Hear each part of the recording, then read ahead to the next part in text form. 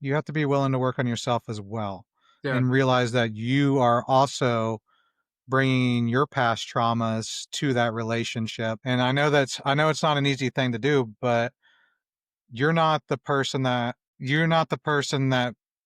hurt them. They're not the person that hurt you. So Yeah. I think that's the hardest thing to realize.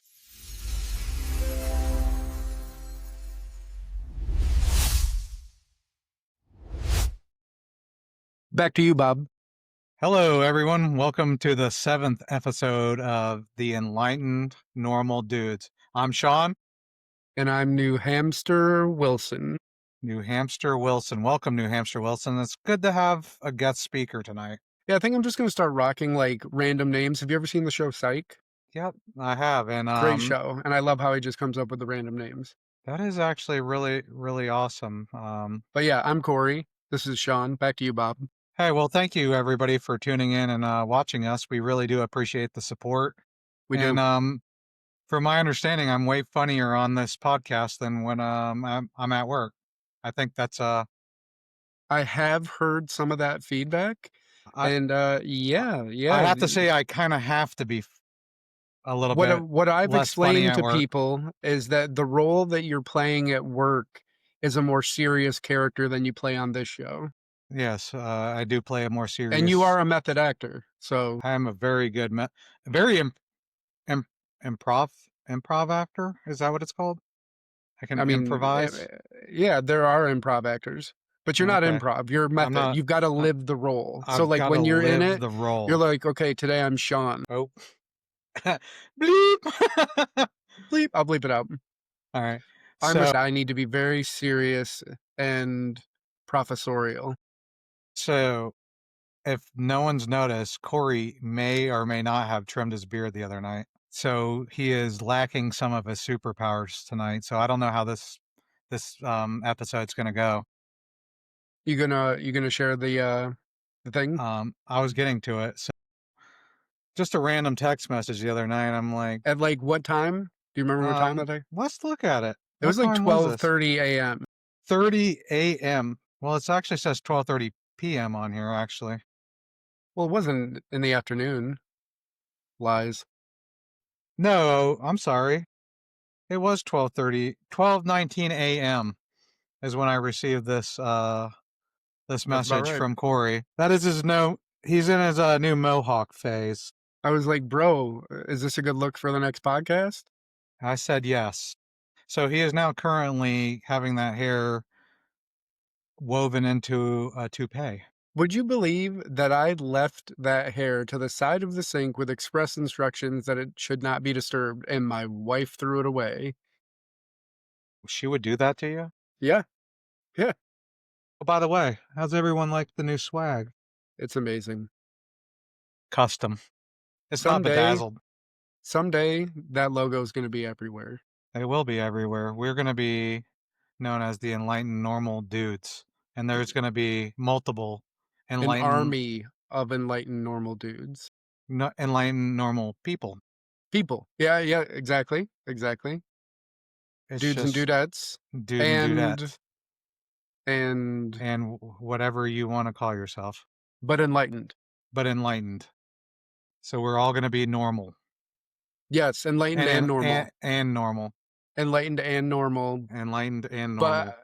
but however you wanna be, but those 2 things. That's awesome. So Alright, so how was tonight your week? is okay, no, no. How was your week last week? I mean, It was good. I did my first 3 night shifts, and, it was great just getting back into it for a second week, and I actually did better than I thought I would. Like, nights is obviously a different vibe, but it's cool. It's, it's got its goods and bads, but I actually did really good throughout the night. It was just the drive home. Like, I really feel for night shift people. Like, it's a lot to flip yourself like that.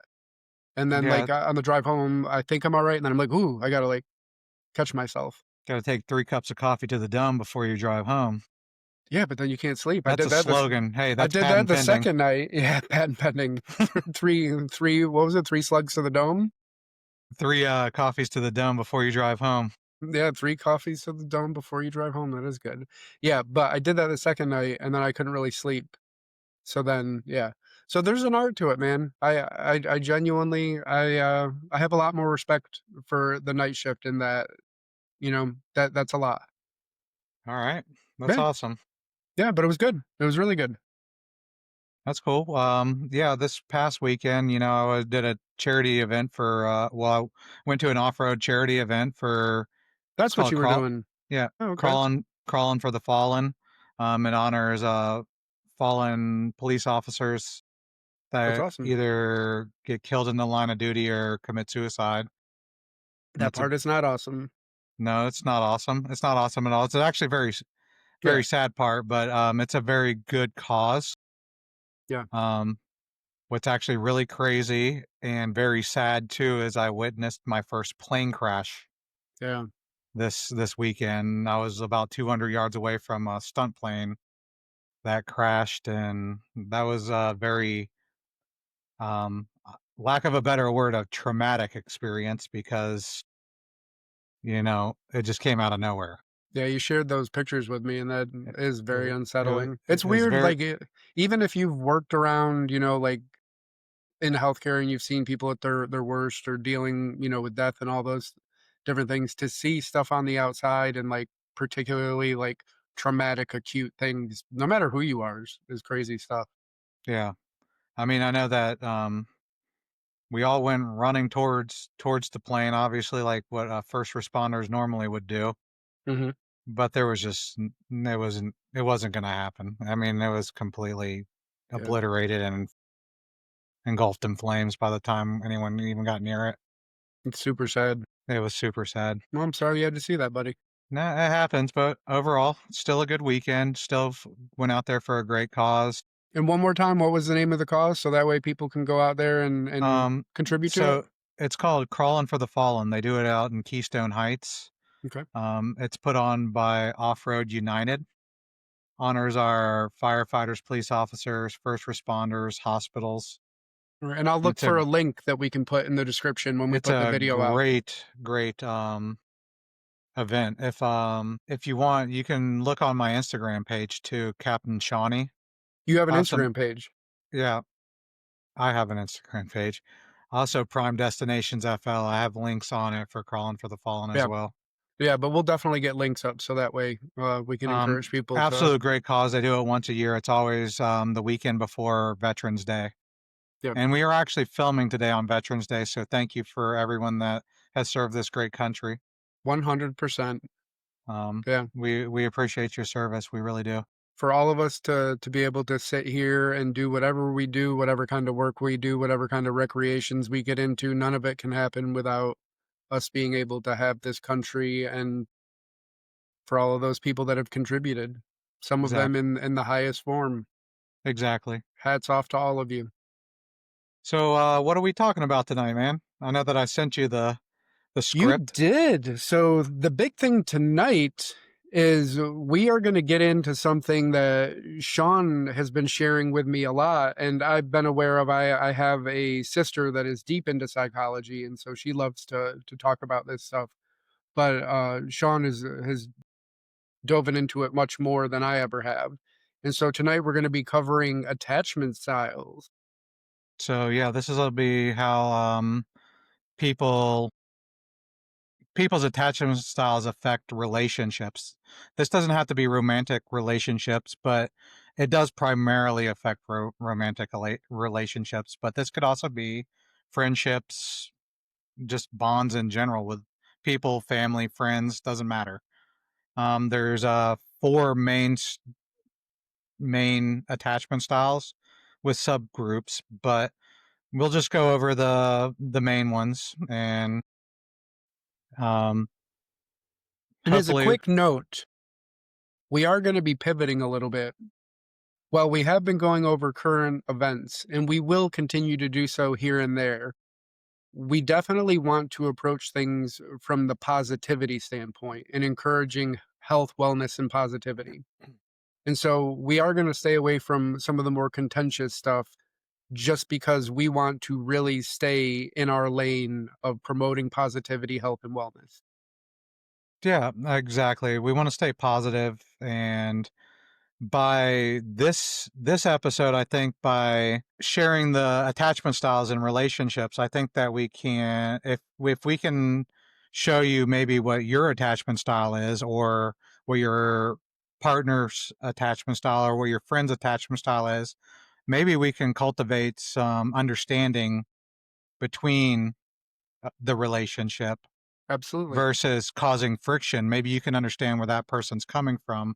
If I can kind of explain and Cory can kind of chime in, and we can figure out ways to communicate better with each other.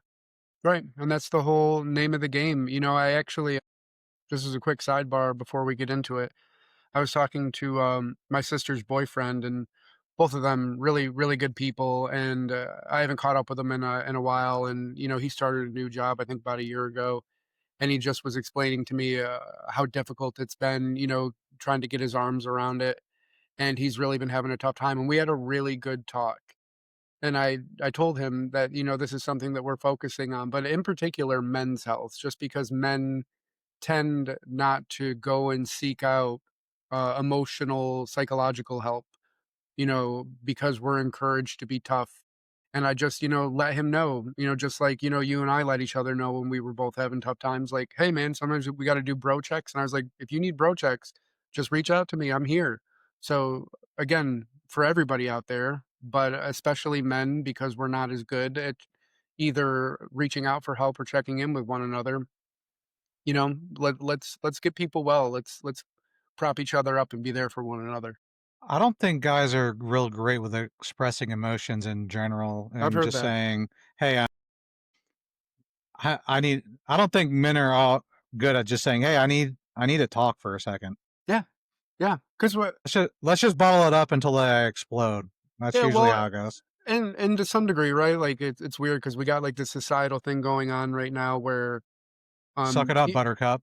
well, yeah, but we've had like this toxic masculinity thing being thrown around, and while there may be something, you know, a a, a a shred of reality to that, we also realize that we overshot the mark and that masculinity is still a perfectly healthy thing when expressed properly.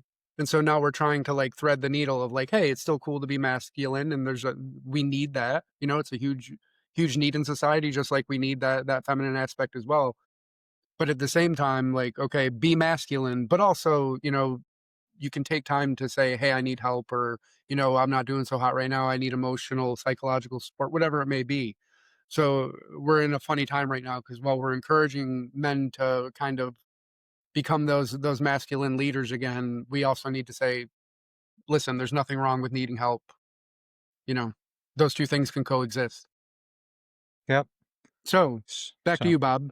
all right. So the first attachment style, which accounts for about 50 or 60% of the population, is the secure attachment style. That's obviously the most common attachment style. Calm under pressure. That's me. Calm under Mm. pressure. Mhm. Actually, Well be honest with, well, your character is. yeah. So honestly, my attachment style, I'm actually, and let's put a pin in this because I've already established my attachment style. I'm actually a dismissive avoidant that leans secure. So that means that I'm calm under pressure. However, however, I will sweep problems under the rug, and usually it won't say anything unless it's a major problem. Basically, I want to keep the peace. I've heard that, yeah. So that's where I am. They grew up in so secure attachment style. Grew up in a consistent caregiving like environment. They have the lowest breakup rates. They recover fast if they're single. Um, Basically, they're the hey, we need to talk people.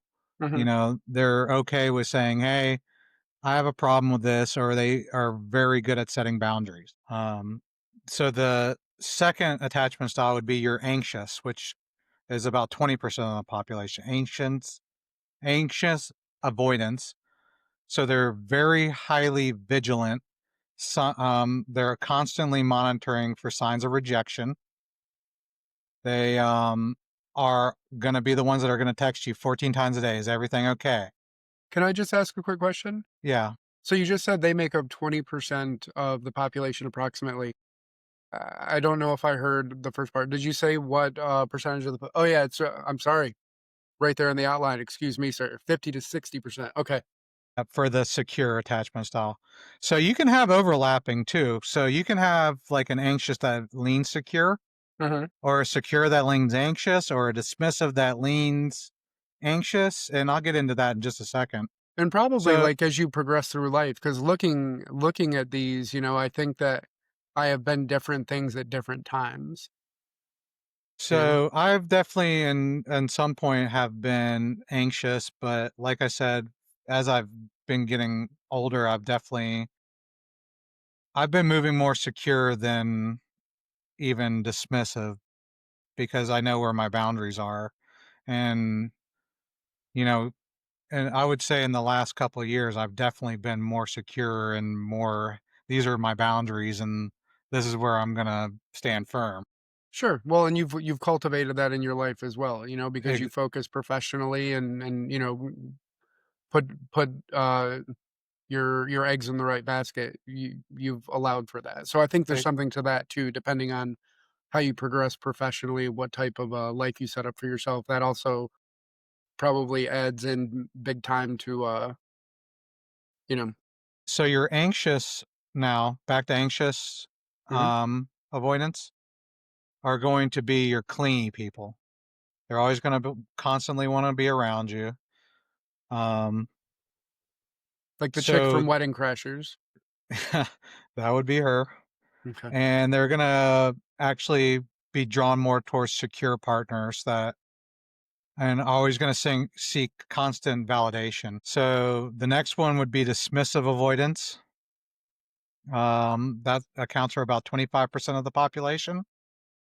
They value independence above intimacy, deactivate emotions, especially when they get triggered. Typically, so this isn't on the outline, and I'll just tell you typically, a dismissive avoidant um, has a deep rooted fear of intimacy because they were taught at an early age that it is not okay to show emotions. Usually one or both of the parents were very negative towards like any kind of emotions, basically saying, quit crying or suck it up or something along those lines. Or they learned at a very early age that one or both of the parents they couldn't rely on to be emotionally available. So they carried that through even subconsciously in adulthood. Dude, this is So, definitely what I am. well, that's usually how you figure this out is by people telling you, "Hey," and it kind of This is clicks. really helpful, man. Thank you. You're welcome. But dismissive avoidance feel trapped by closeness, so they're always waiting for that other shoe to fall. They're always like, "This is too good to be true. They're gonna hurt me."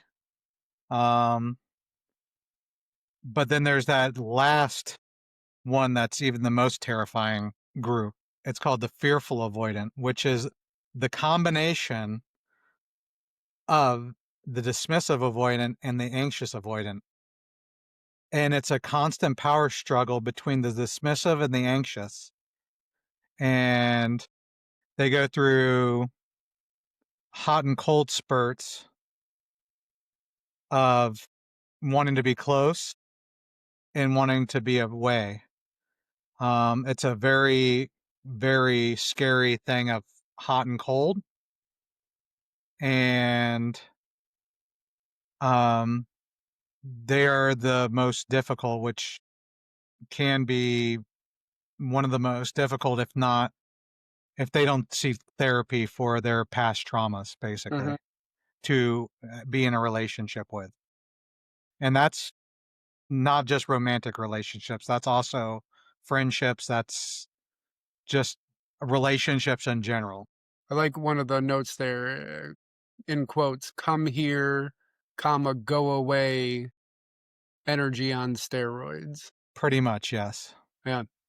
If Um, just real quick, because I'm just trying to parse this out for myself, and maybe this helps other people parse it out for themselves. Like, I think that I was, like, dismissive avoidant or avoidant dismissive, whichever, um, like, younger, and definitely a big part of me growing and finally being able to, like, have a healthy adult relationship was finally, like, dealing with that in my own ways, like, parsing it out in my head and realizing that I had issues with closeness. But, like, that was a huge thing. So now, like, I would say I'm probably more, like, secure, but again, that's because of life circumstances, right? Because I've done things and feel a little bit more financially settled and so on and so so forth. I think a lot of these attachment styles actually could be even financially related because once you Sure. feel Yeah. more secure and stable in every other aspect of your life, you can start kind of relaxing in your relationship side of your life. Yeah. So, but back to the fearful avoidant.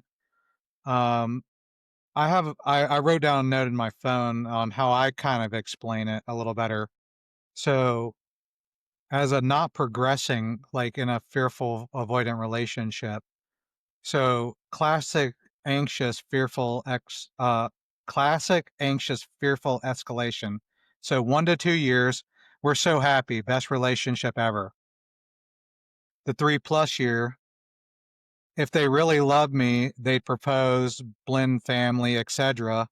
When the milestone doesn't come, panic, devaluation, breakup. That's how the fearful avoidance cycle works.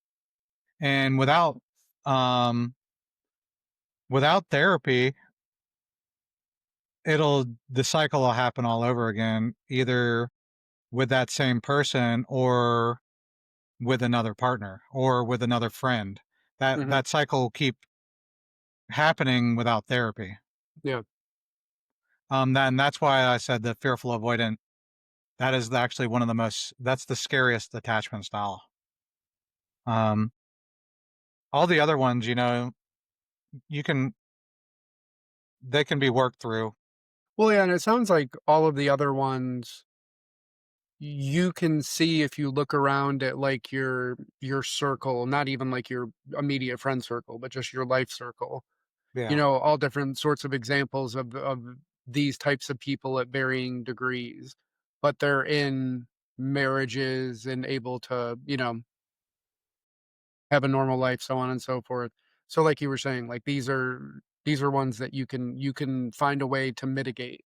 But yeah, I see how that I mean, obviously the fearful avoidant because they just can't like their skin crawls when they get like too comfortable and then they're afraid and that and They'll just shut down. mhm, They'll go cold. And like I said, accountability. There is no accountability. It's not going to happen. There's no yeah, accountability for actions. yeah, It's almost a narcissistic type of um it's almost narcissistic. Almost. It's not because it's not intentionally. intentional. Yeah. Right. There's the intentionality of it, yeah, Yeah, because they're not exactly. aware, it's happening more as a background process. Exactly. Yeah. So I mean, that's some scary stuff, but there are subcategories to all of them, and I implore everybody to actually do a little more research and maybe even go online. There's free quizzes to see where you stand, maybe even test your spouse, test your friends, see Oh, where they yeah. stand.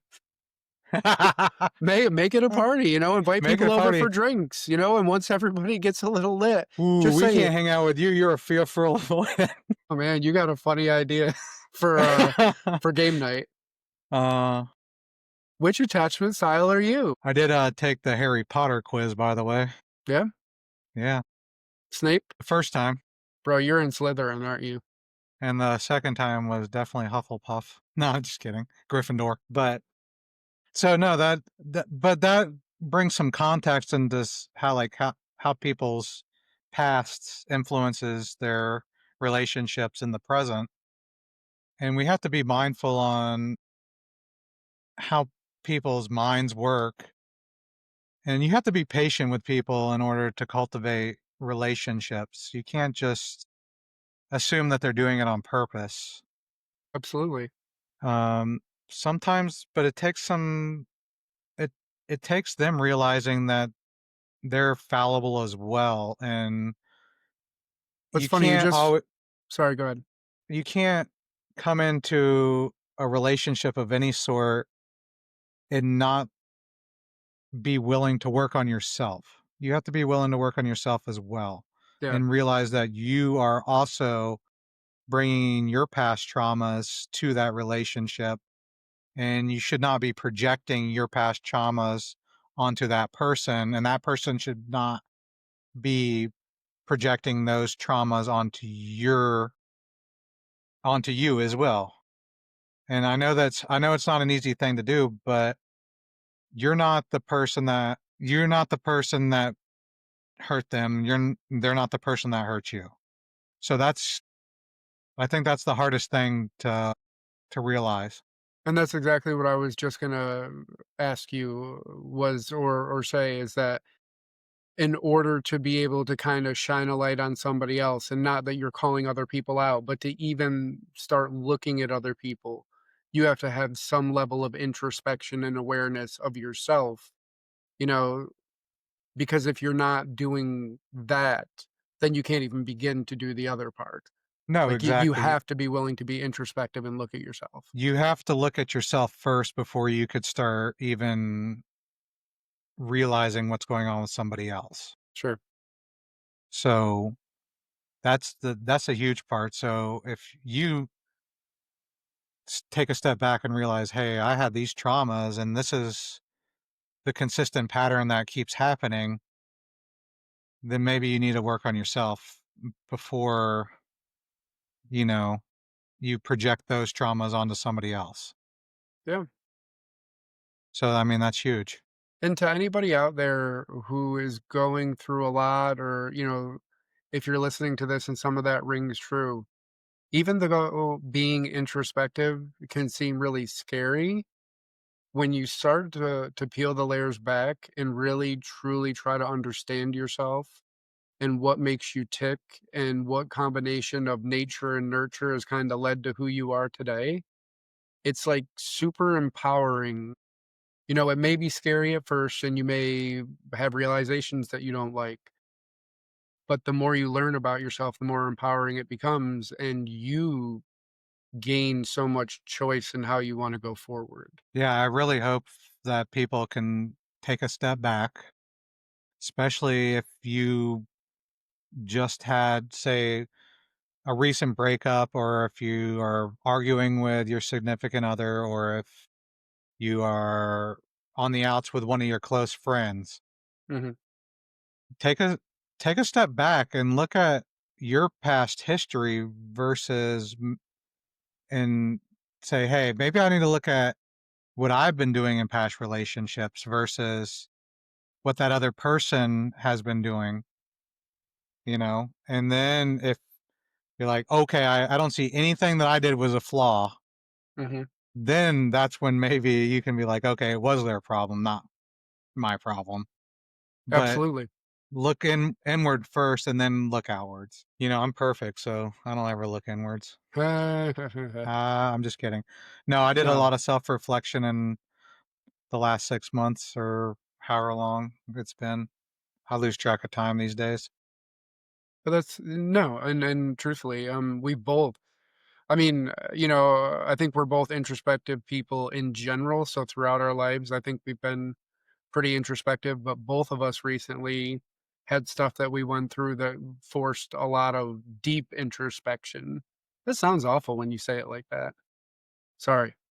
But, really having to dive deep into again what makes each of us tick, and um having to really learn about not only where you came from, but where you're going, especially as life unfolds and you're dealing with all sorts of adverse events and traumas and whatnot. And again, while it's really scary and there's a lot of discomfort involved in that, as you move through it, it becomes incredibly empowering. Well, but you not have just to be that. willing to take that leap at the beginning.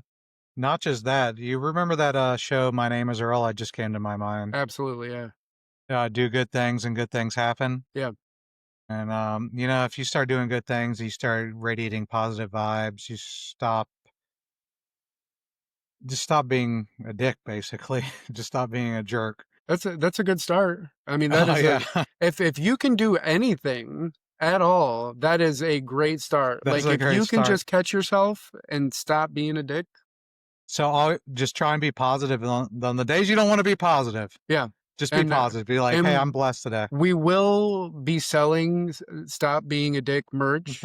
Yes, we So will. anybody no, but no, honestly, all joking aside, that is a huge part of it. Like, if you can just try to get a positive vibe going and not feed the beast that is negativity, oh, Yeah. it's huge.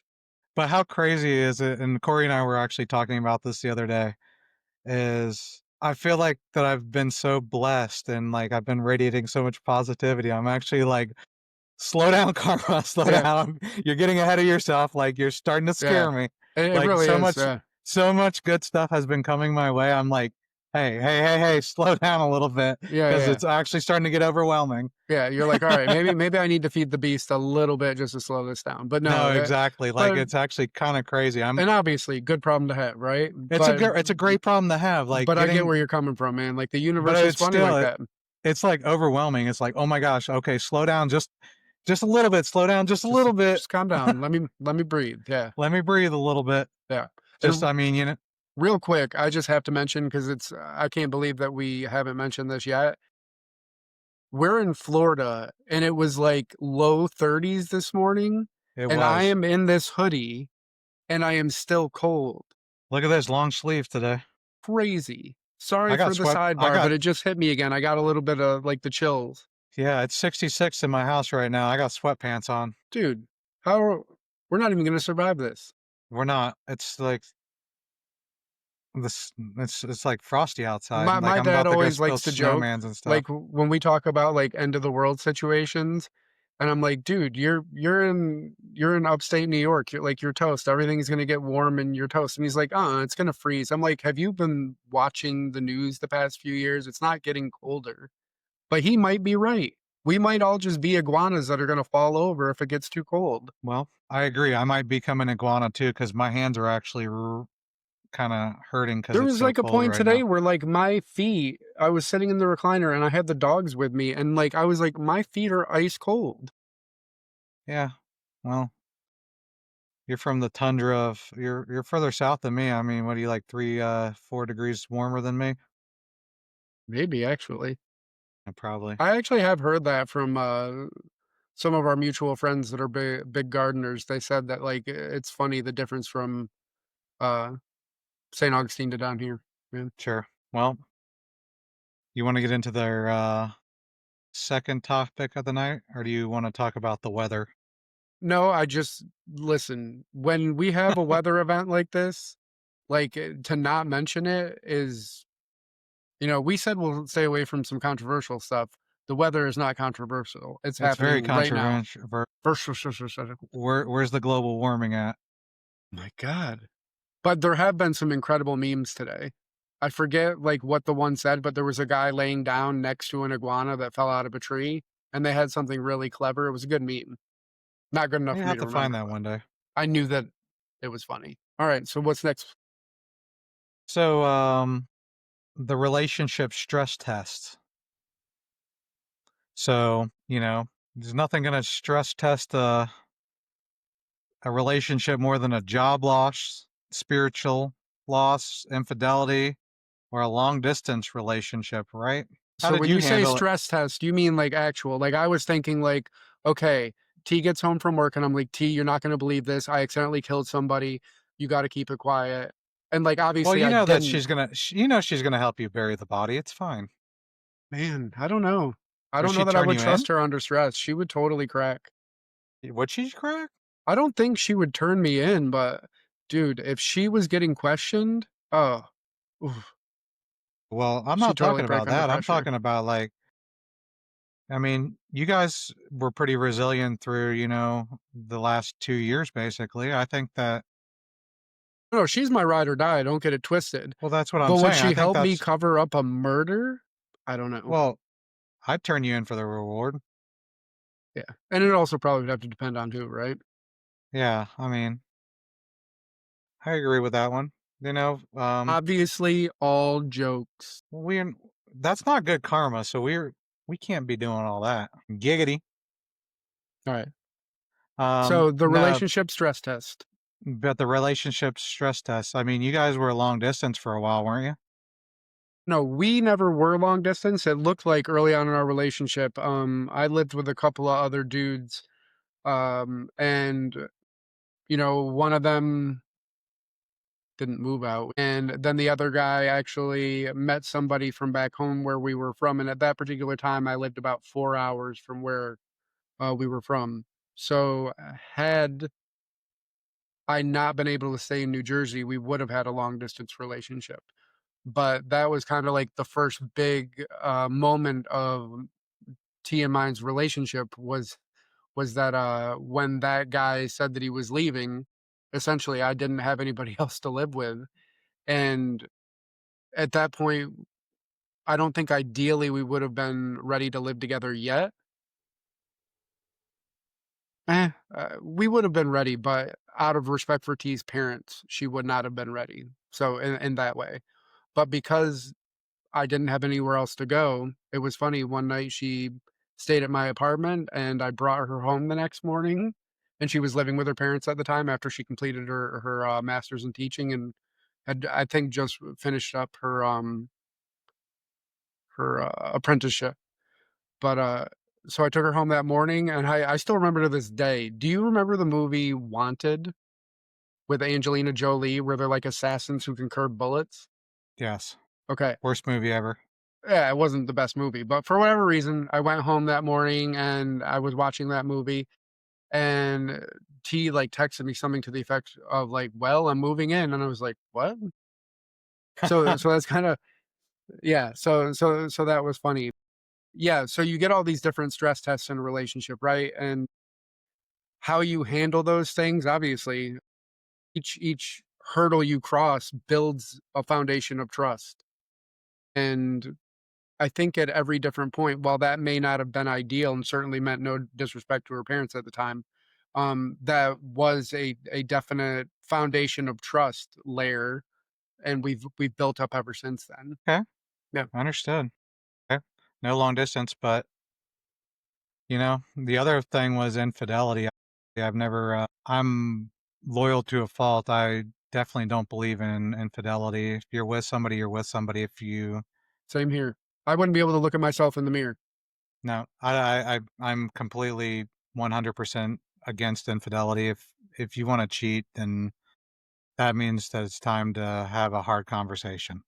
Yeah, absolutely. That is not a that is not something that's okay. And you know what's funny is like I genuinely feel for people that for whatever reason, because you have to remember, right? Like if you feel the need and you get validation from like just chasing people outside of a relationship, like, I feel sad for you because like, I've never felt that need, like, you know? I don't know. Yeah. Um, so temporary external stresses, like money, health, and grief. The question is fight versus fold. The first big fight, you repair or you fold. I Mhm. mean, I'm sure you and T have had many fights. Obviously, in my last relationship, our first big fight was a fold. Okay. So, And, I mean, so elaborate on that. realistically, our one and only really big fight, it was a fold up shop. I'm done. I'm out. Yeah. Reflecting back on that, do you Yeah. think the lack of, when you say fights, do you think the lack of those conflicts I think maybe it was a lack of conflicts that ultimately created animosity and com right, well, that's what I was gonna created say, like, is that a contempt. red flag in and of itself to not It was definitely a red flag looking back, but I yeah. mean, it was a lack of communication, but obviously that boils down to attachment styles and, knowing what I know now, Yeah. um, You know, I mean, it is what it is. I yeah. mean, you can't go back now. T and I joke that one of the things we love most about our relationship is how we've evolved with our fights over Yeah. time. Because there was certainly a time when you're younger, you're more juvenile, you don't think, you're quicker to want to elicit, like, a desired response, right? So sometimes you wanna cut with your words, and as we've grown older, w both of us had softened in a lot of ways, and, like, so particularly me, because I think that I definitely had let me go back up here, Well, I think that fights are healthy in a relationship. yeah, I yeah, think that what you do is you can't hit below the belt and you can't cut, yeah. you So I can't hit below, you just can't hit those sensitive areas. well, I think there was definitely a time in my life when I was younger before I started, like, really growing emotionally where I was probably fearful avoidant, so I was in that really gnarly category, and then I Yeah. think I graduated to dismissive avoidant, but as I've gotten older, because a big thing in my family is the freezing out, right? So that internal checking out and just kind of, like, ghosting people, and so as I've gotten older, one of the things I'll do is if T and I have some type of conflict and I'm upset. And granted, I'm not saying by any means that, um, she's more in the wrong or we share we're both wrong equally. Um, but what I've learned is that I have to remove myself from it. And she is the kind of person that wants to deal with it and like have resolution like ASAP. Right. So what would you say that falls into? The second one? Um, she's Anxious. definitely Anxious. anxious Yeah, avoidant, yeah. or she's anxious. It's anxious preoccupied is actually what it's called. Okay. So yeah, she would fall into that because she does not like that unsettled, unresolved conflict. And so what I've had to do in our relationship, because I am now aware that my knee jerk reaction is to be the freeze out person and shut down emotionally, is that I have to say, listen, everything's okay. I love you to death. I'm not going anywhere. We're together till the end of time. And I just reassure her. And at this point in our life, she knows that anyways. I, I have to go out of my way to do that because I've learned that because I freeze out and that's my knee jerk reaction, that's like the least I can do while I'm working through my own crap and processing to just be like, listen, everything's cool. I just want you to know that I have to like go through my process, but I promise you as soon as I just simmer a little bit, then we can come back to it. And I promise we'll get the resolution you want and we'll figure this all out. That is definitely dismissive avoidant. Yeah, yeah, for sure. There's no doubt in my mind. Yep. Yeah. And like I Uh, said, I think definitely um in my family, people graduate to that. I think that very much we start in the fearful avoidant category. but the fearful avoidance basically, the lack of a better definition is you're going to hurt me, so I'm going to hurt you first. Yeah, absolutely. Yeah.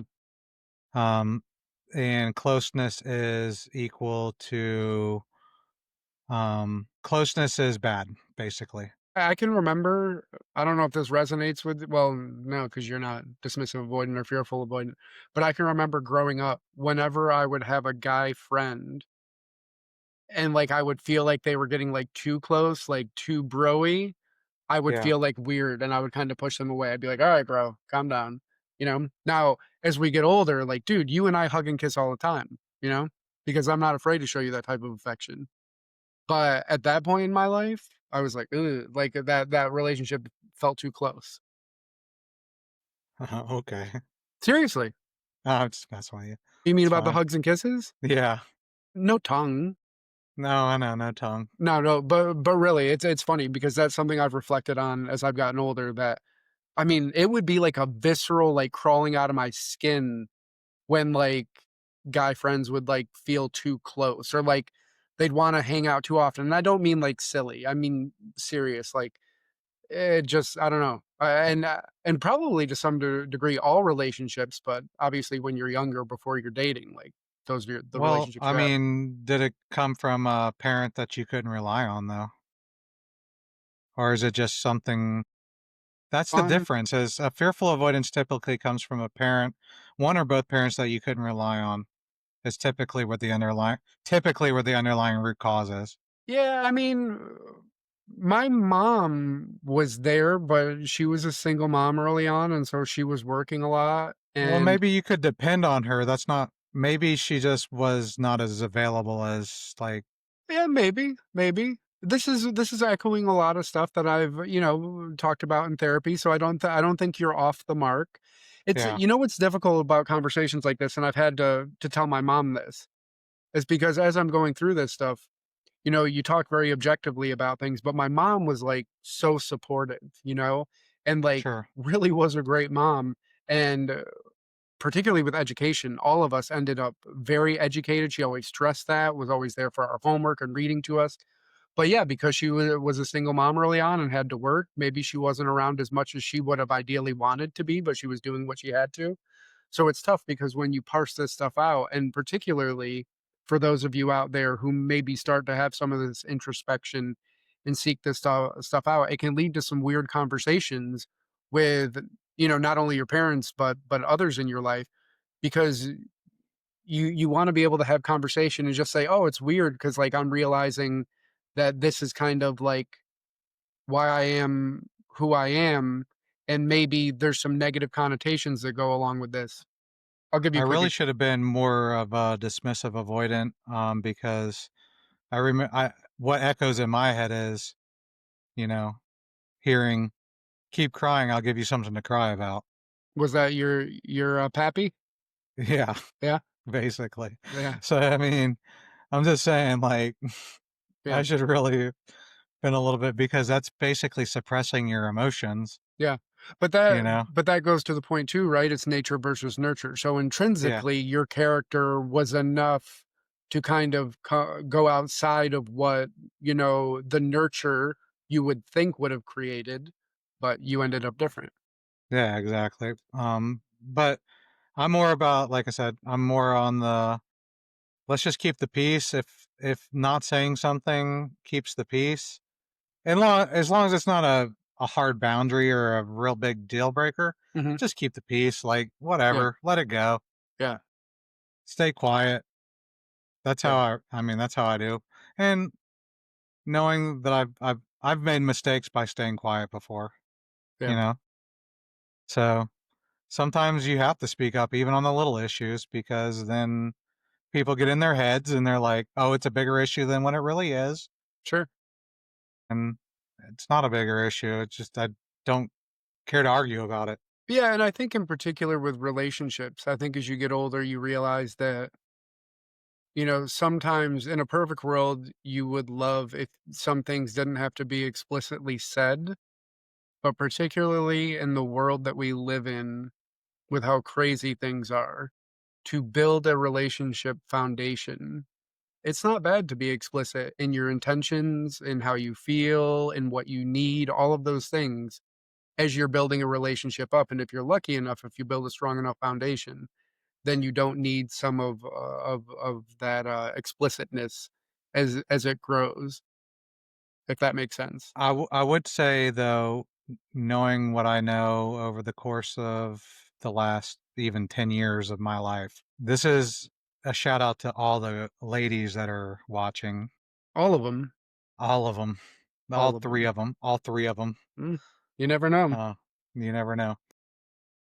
Guys are not mind readers. If there's something on your mind, they're not going to read your minds. If you're unhappy about something, if there is a need that you need met, you need to be explicit in what you are thinking And I would say because I would say that goes the other way too. Yeah. it goes the other way. If there's a need that a guy needs to be met, and we're not talking about sexually, we're talking about basic needs Yeah. Just to and be like seen, to be heard, to be appreciated. or like in a relationship, like if you Yeah. need a particular thing out of me, whatever that Yes. thing may be, a behavior, whatever. Something that you don't like, something that you like, something that Yeah, you crazy idea.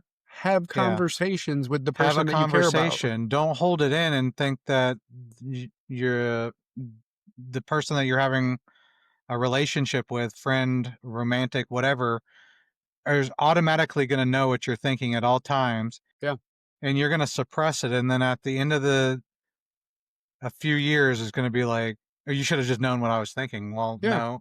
And one of the best parts of our relationship, is not ours, mine and T's, but we Yeah. have a great relationship too. Over time, we love like talking to one another, especially when times get tough or we're going through a lot. And we always learn stuff about one another. Like there's always times when we're like, "Huh, I wouldn't have thought that you would have been processing that way or that you felt a particular way." Like T had no idea maybe like 6 to 7 months into my injury and going through surgeries and stuff, how tough of a time I was having. And a lot of my friends didn't because I didn't tell anybody. And you just can't expect anybody, whether they're friends, partners, whoever, to be mind readers, even when things in your head feel like, oh, they should.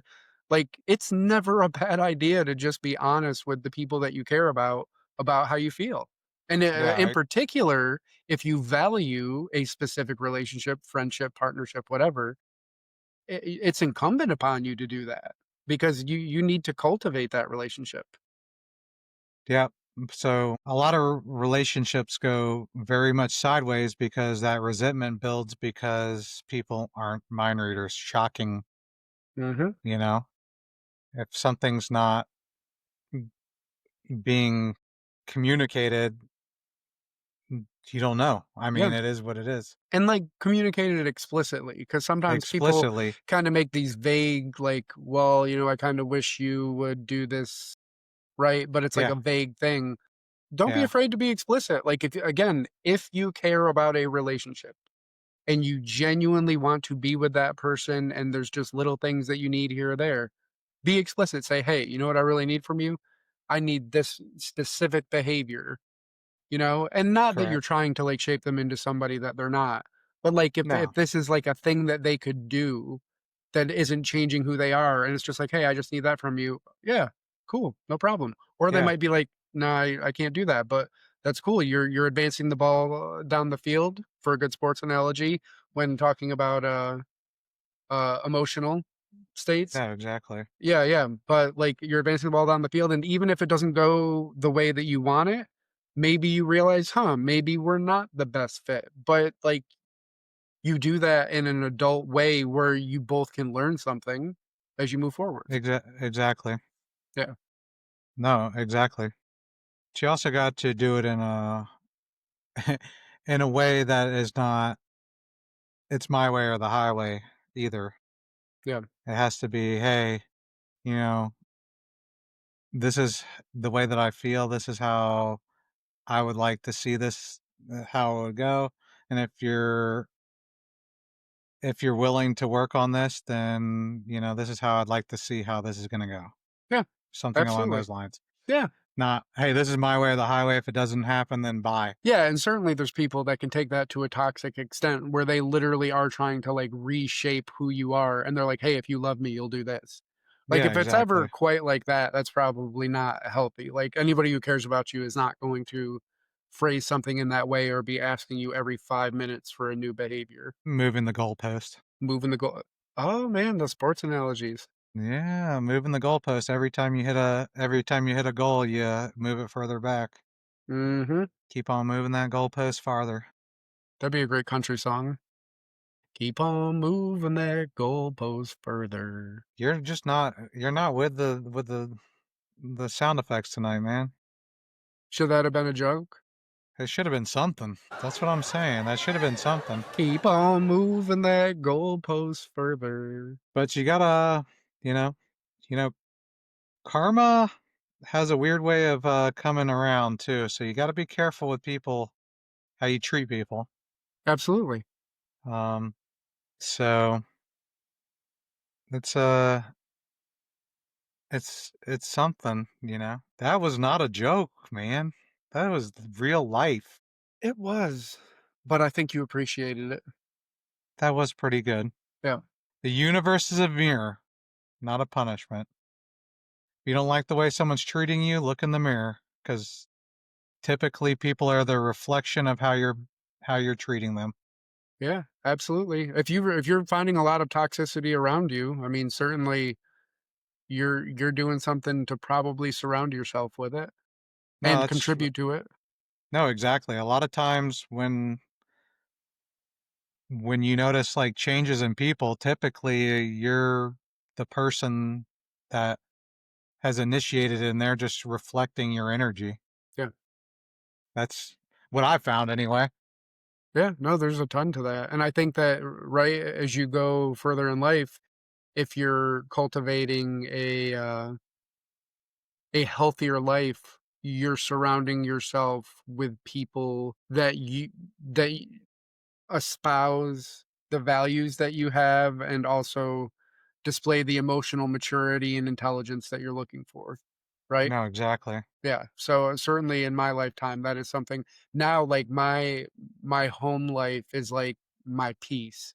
And like I'm very serious when I feel that chaotic energy. I don't want that in my life. I'm not letting that anywhere near, my sanctity. No more drama. Hmm. You say that drama for your mama. Pretty much. You go hang out with your toxic friends. With a trident? 68% of the time, it works every time. Isn't it like 68% of the time it works 80% of the time? Whatever he says, it's dumb. It's hilarious, but dumb. Yeah. Yeah. You hear that? Bears. They can smell the menstruation. Such such great movies. Great movie. But yeah, well, the next thing is, we should be practicing gratitude, especially in our relationships. Be thankful for the relationships that we've cultivated with family, friends, romantic relationships, any kind of relationship. Oh, particularly. Coworkers. Particularly. Yeah, but and again, I think explicitness, like, really telling people, like, "I can't thank you enough for how much, like, your support has meant to me." Like, how many times have we done that for one another as we've gone through the tough times that we have recently?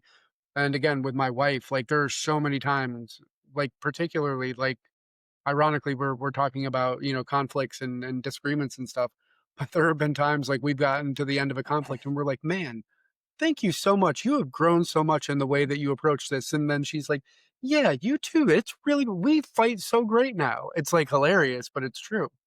But it's because of the explicit communication. A 15-second ritual, just asking your significant other whether, what did, if there's anything that I could do to make you feel loved for the day, will decrease arguments by 25%. Makes sense. So, I mean, that's a pretty good statistic. I mean, that's something easy. Hey, is there something better I could do for you today? Or is there something? 28% of the time, it works 58% of the time. Yeah, exactly. I love made up statistics.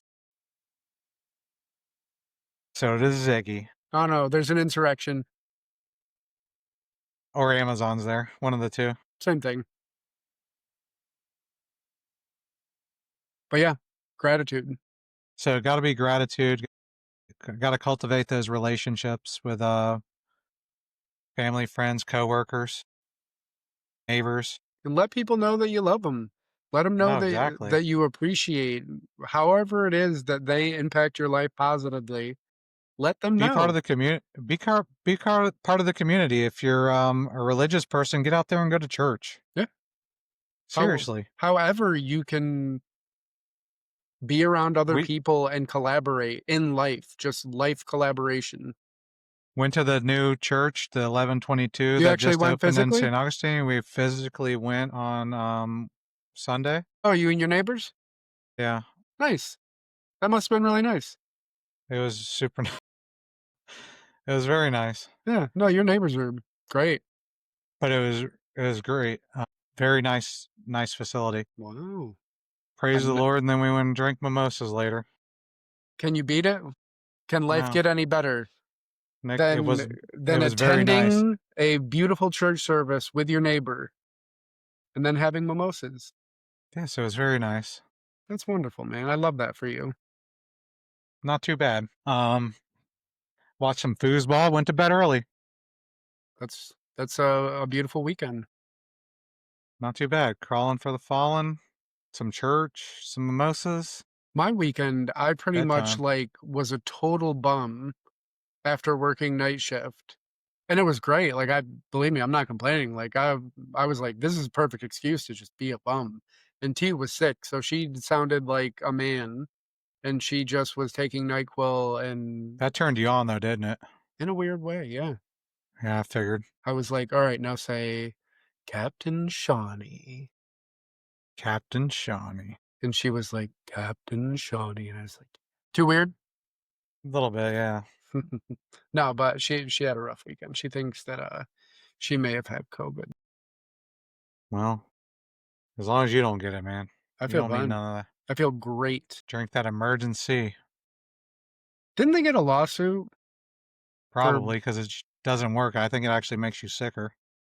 whatever, man. I mean, placebo effect is real, but I'm pretty sure it's hey, whatever floats your boat. What else you got for the night, man? I think I'm done with my lecture I like it, and on I think that this is a good place for us to lean into, and, I think it if anyone wants to know more about this, please by all means comment, ask questions. I don't mind diving back into this in another yeah. episode. I can elaborate on it a lot more. I was just trying to scratch the surface on it to let you guys know that this kind of psychology is out there and don't always think that it's just kind of think about like your attachment style and your relationship, whoever you're having a relationship with, how their attachment style Yeah, is well, I working think as that's well. the biggest message, right, is a message Yeah, of empowerment that exactly. when you just kinda walk through life without caring to kind of look under the hood, A, of yourself, and then B, at other people after looking at yourself, everything can seem like chaos, and if you choose to maybe look a little deeper, it starts to not be chaos. You're like, "Oh, wait, I see kinda like, the vague category that person fits into. If I give them a little bit more grace and also maybe approach them in this way instead of a way that I was before, maybe I can, get a little bit more out of this relationship and maybe even, help them to find a better way to go at things." And when you care about people, that's the big thing is number 1, like you have to care about whoever it is that you're dealing with, whether a friendship, partnership, whatever, that you want to invest in that type of way. But if you do, then, you're crazy not to want to find a way to make those relationships better and to invest in one another. Just know though, if you do someone dirty, karma has a weird way of sneaking up on you, and it's usually not a pretty thing. Yes, that is correct. That was a joke. No, no, but you know what I mean. It's an ironic. It's an ironic thing. Exactly. So what about you, sir? What are your closing thoughts for this evening? I think it was good. Just a good takeaway on building relationships. And once you know how to deal with your past traumas, you're better equipped to deal with other people's Yeah. past traumas. And I think, yeah, If be you know how to deal with introspective. your crap, if you know how to deal with your crap, you can deal with other people's crap, and then you guys will be more cohesive. Yeah, and just take the time to be introspective. I mean, that's the first step is like care enough about yourself to wanna know. I mean, again, just like I was just saying before, like, the world can seem like chaos. Sometimes, like, we feel like ourselves chaos, like, we just don't know why we get so emotional about certain things, or we have these, predilections to act a certain way if a relationship, goes a certain way or something happens. And so, like, when you start to, like, just peel through those layers and you start to be like, "Huh, that's why I do that." It's incredibly Hey, but empowering. don't think these attachment styles are the end all be all Right. to people's psychology, because I could tell you stories about narcissists, sociopaths, givers, takers. You know, you can't have two takers in a relationship. You can't have a giver and a taker in a relationship. Yeah. You have to have, you're like, I'm just telling, yeah. I mean, you can. You can, but it doesn't work. Yeah. Well, I mean, Well, you know what I mean, emotionally. emotionally. Anyways, so there's more in-depth stuff that it's not just that Yeah, and we're gonna cover some more of that stuff. at some point. I don't know if I can emotionally tell you any more about this stuff I think you can, because because how else it are we gonna learn? well, it brings up all my trauma wounds, and I just don't know how to handle it. You do, though. Yes, I handle it very You well. know why? I put on a brave face. Because 'Cause you're an enli I was trying to make the noise. might wanna Yeah, get that checked out, and the balloon. and the balloon. Um, yeah, I don't think I have anything else except thank you guys for your continued support, and hopefully we can get some links in for Crawling for the Fallen. If you own a Jeep, that's a great It looked like off-road a good event. time, I just thought you were out, gallivanting when you showed me the Um, pictures. Fun fact: my friend Brian actually won a Jeep this past weekend. Really? He put his name in for the raffle, won a built Jeep, and My god. yeah, I know. So it's a great event, like to support a good cause. Yeah, no, we're definitely gonna get links down in the, description for that. I don't know if your back could handle it though. It's pretty off-roading stuff. Maybe next year we could take you out there. I'm like Wolverine, except for instead of anavantium, it's titanium, and I Yeah, don't have claws. but you might get dirty and muddy, and I don't think that's your style. Yeah, I can get dirty and muddy. I don't like the way that sounded. Both of those things, actually. I've got nothing else, but be good to your neighbors and love each other. Remember karma's real. The way you treat people is I'm not it's gonna do coming it. back to you. I'm not gonna do it. We'll leave Y- that one unscathed by the, Well, yeah, don't do but that. yeah, no, Just that's it, man. leave it Please alone. be good to one another, build community, collaborate with one another, be introspective, and, care to know how not only you tick, but how those around you that you care about do so that you can enhance your relationships. Remember, if you don't like the way someone's treating you, you should look at yourself first because, like I said, typically people mirror the way you're treating them. That's all I got. Back to you, Bob. All right. Back to you, Bob. All right, man. Have a good night. All right. You too. I'll talk to you later. Bye.